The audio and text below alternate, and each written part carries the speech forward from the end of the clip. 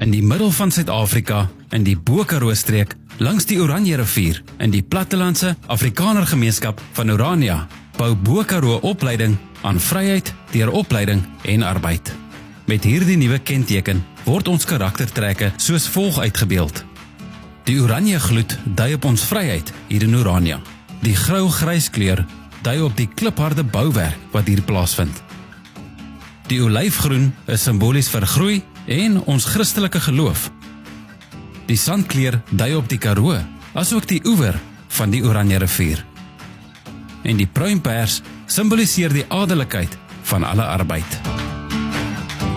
BKO bou in ons gemeenskap deur studente met 'n Christelike fondasie toe te rus, binne 'n veilige en beskermende omgewing, vir 'n vrye en hoopvolle toekoms, deur gehalte opleiding en arbeid te bied.